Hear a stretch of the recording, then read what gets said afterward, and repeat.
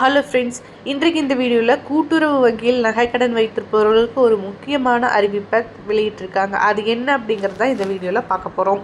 பெரும்பாலான மக்கள் அவசர தேவைக்காக பெரிதும் சார்ந்திருப்பது நகைக்கடனைத்தான். இந்த நகைக்கடனை கூட்டுறவு வங்கியில் மிக குறைந்த வட்டியிலும் வட்டி மானியத்திலும் சில சமயங்களில் தள்ளுபடி கூட அறிவிக்கப்படுகிறது.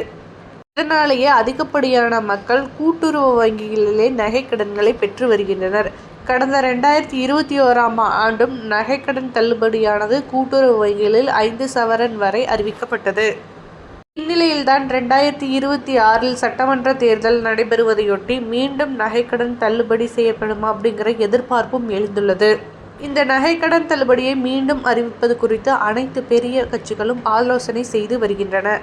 இதற்கான அறிவிப்பு தேர்தல் சமயங்களில் வெளியிடப்படும் அப்படின்னு எதிர்பார்க்கப்படுகிறது. அதுவும் பார்த்திங்கன்னா எந்த தேதியில் வைக்கப்பட்டவர்களுக்கு இந்த நகைக்கடன் தள்ளுபடி எனது கிடைக்கும், யார் யாருக்கெல்லாம் கிடைக்கும், எத்தனை சவரன் வரை வைத்தவர்களுக்கெல்லாம் கிடைக்கும் அப்படிங்கிற போன்ற அறிவிப்புகள் எல்லாம் வெளியாகும் அப்படின்னு எதிர்பார்க்கப்படுகிறது.